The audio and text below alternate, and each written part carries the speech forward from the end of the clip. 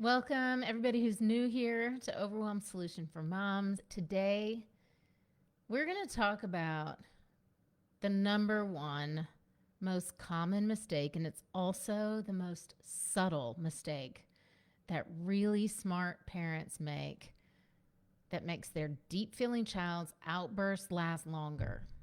If you are a mom who is looking for all the ways to sidestep meltdowns, or even better, you'd like to stop the cycle altogether. You've been handling outbursts for a while and meltdowns, and you want help. This is for you. I'm going to tell you what to do instead. So, the biggest mistake and then what to do instead.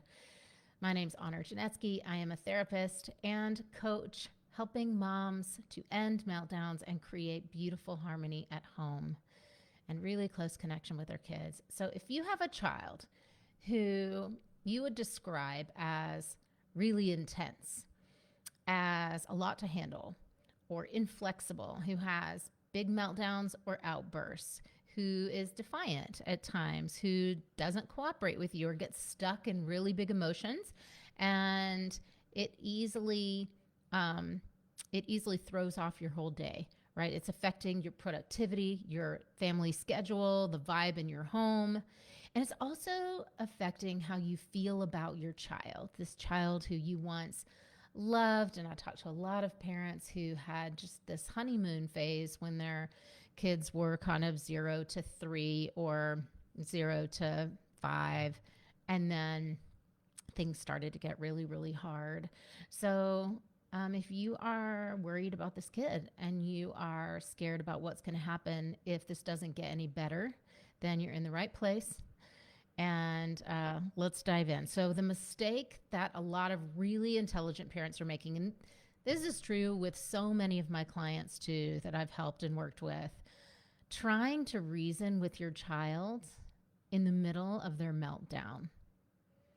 When your child is overcome with big emotions, or they're stuck in them, or they're reacting to something that happened in life, you said no, they flipped out, they're yelling, they're screaming, or they're starting to build up to that point and escalate, and you could see it coming. You've seen it a million times before, and you're starting to get amped up. What you try to do first is just reason with them, to tell them it's okay, or this is no big deal, or we can do that later. It just can't happen now. And you're using your calm voice, and you're starting to try to kind of brace yourself because you can see this is about to go sideways. Well, when you try to reason with them or get logical, this might also look like explaining to them why they can't have something. Explaining why now's not the time, explaining that you can do it later, or if they do this thing, then they can have that. Or maybe you're asking logical questions or telling them, tell me what you're feeling. You might be saying, can I help you with this? Tell me what you need. All these things are logical. They require logical thinking to be able to respond to and answer, and your child can't do it. If they're flooded with emotions, their logical brain, their frontal cortex is offline. Just imagine it's shut down, the switch is off. So any questions you ask them about how they feel or what they need, or any try to giving them directions or explaining in that moment, actually adds stress to their system. It agitates their system. Now, say below yes if you've seen this before. If you have tried to engage with your child, you tried to talk them down off the ledge, you've tried to offer them an alternative, and they just aren't having it. They storm off, they slam a door, or if they're older, or if they're younger, they yell and scream and cry. They might throw something. Tell me in the comments if you've seen this happen.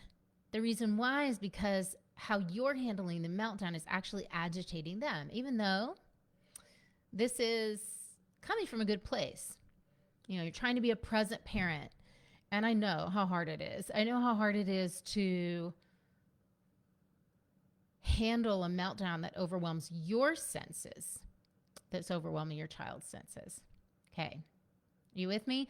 So that kind of explaining or logic or reasoning or offering solutions, trying to fix what they're feeling, is actually applying a pressure. It's agitating them. It's more sensory input when they are already overwhelmed. So let's make this, I'm going to paint a picture for you and let's make it a little bit more real for you. Okay, so imagine that you are at the end of your day. You've had a full work day and you're coming in from being in meetings all day, from the high pressure of being in your work, and you've just picked up the kiddos and you've run through the out of groceries. You had to pick up something for dinner. You've got 2 grocery bags. You're holding your laptop bag, a yoga mat that you forgot you left in the car is under the other arm, and a water bottle in that hand, and your purse is slung over your shoulder, and it's very uncomfortable. And then as you're getting out of the car and you think you've got everything balanced, one of your kids slings their backpack at you on top of the pile you're already carrying and says, "Thanks, Mom," and dashes in the house. What happens? What happens to you? It's awful, isn't it? You're either going to drop everything or your anger is going to spike. You're going to be trying to hold more than you can hold.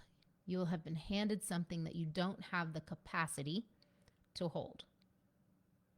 So this is exactly what's happening for them, but inside you can't see it. You have to understand the brain and nervous system are overloaded. So what's also true is that your child isn't cooperating, or they're being rude, or they're being disrespectful, or they're being defiant, or any of those things can be happening. But what's causing that is on the inside and you can't see it. Okay? So here's the answer. Regulation needs to come before reasoning. What do I mean? Regulating their emotions, organizing their emotions, calming down their emotions has to happen before we can talk about the behaviors, before we can make a plan or a solution. Okay? So what helps your child regulate? Do we know? What helps your kiddo regulate? Your teenager, your 3-year-old, your 7-year-old. What helps your kid regulate? Say in the comments. And I'll tell you what I know to be true. Okay, as a therapist of over 20 years, having coached hundreds and hundreds of families and had thousands in workshops and thousands of phone calls, there's one thing that everybody needs. And the research really points to this and supports this. There's nothing better than connection with a genuinely calm parent. There's no substitute, you guys. There's no shortcut or loophole to this. Every kid needs a safe parent, a connection in the moment when they're feeling out of control in their emotions. They need a genuine, calm presence from a parent who they're close to.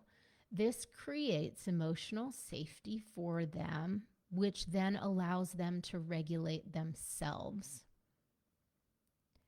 So if you try to help them calm down, you're trying to regulate them. You're thinking about it all wrong. You can't make them change their behavior or make them regulate their emotions. It doesn't work. It backfires every time. Why? Because you're amped up. Just if you're not aware of it, then, and you think you're being calm, but your child is still reacting to you or reacting to life, then you're amped up. You're not at true calm. So the way that I describe this with my clients is to be the anchor for their calm. You are their anchor. So you're either bobbing around on the surface of the water with them, they're drowning, you're trying to hold them up, but you're drowning, or you learn how to regulate yourself,